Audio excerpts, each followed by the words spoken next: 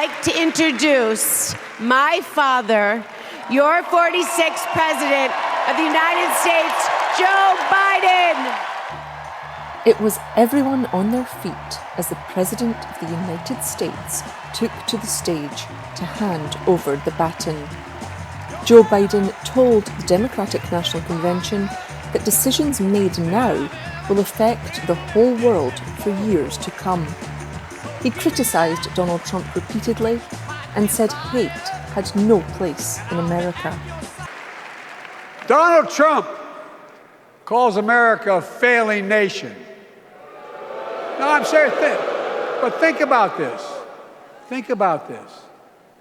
He publicly says to the whole world, I'm going to say something outrageous, I know more foreign leaders by their first names and know them well than anybody alive. Just because I'm so damn old. But I'm not joking. Think of the message he sends around the world when he talks about America being a failing nation. He says we're losing. He's the loser. He's dead wrong. The opening night of the convention was full of the party's big names. New York Governor Kathy Hochul, Representative Alexandra Ocasio-Cortez, and Senator Chris Coons all urged delegates to rally behind Harris. Former Secretary of State Hillary Clinton spoke of her hope that the glass ceiling in US politics would finally be smashed. There was 2016 when it was the honor of my life to accept our party's nomination for president.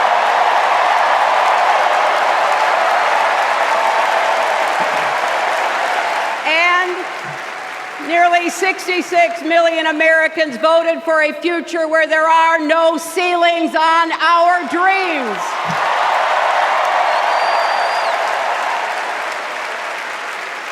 And afterwards, we refused to give up on America.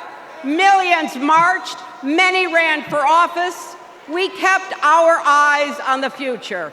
Well, my friends, the future is here. Kamala Harris surprised delegates by appearing on the stage on the first night of the convention.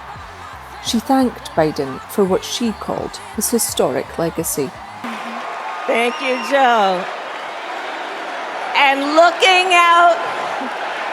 out at everyone tonight, I see the beauty of our great nation.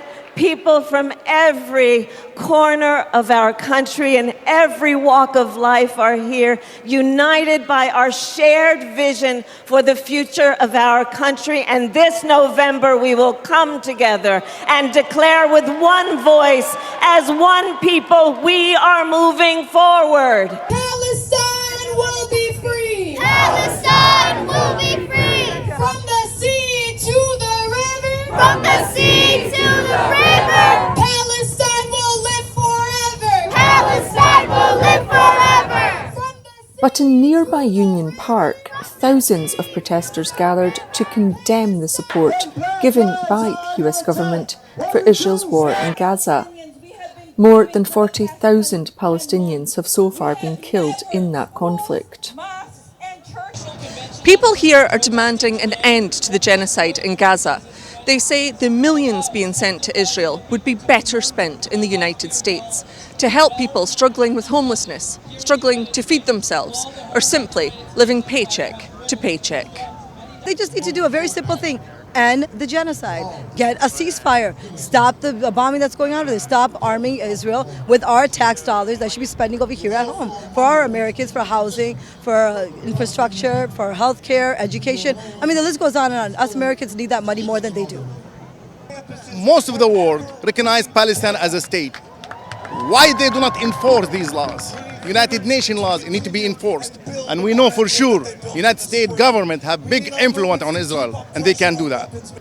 The people here say they cannot vote for a candidate that funds genocide. And that goes for the Republicans as well as the Democrats. Well, the alternative is either they change their course, Democrats change their course significantly, or we will have to go to, Jill Stein. I mean, a vote third party. I mean, that's where a lot of these people are going to, because it doesn't seem like our message is being, coming across to Democratic. We want the Democrats to change their course, but if they're not going to, then we have no choice to change our course then. The American policy when it comes to Israel is the same. They have enough, their influence on either party is enough for them to do the same. Is what I believe. But one message I want to say, the American officials need to listen to the people. The majority is American. Most of the American actually against this genocide, just to stop the genocide. Demonstrations were mostly peaceful, but some protesters broke through a perimeter security fence, leading to several arrests and police working to clear the area. So the police are trying to clear this park, but what's interesting is the way that they've encircled everyone. If we can just show you here.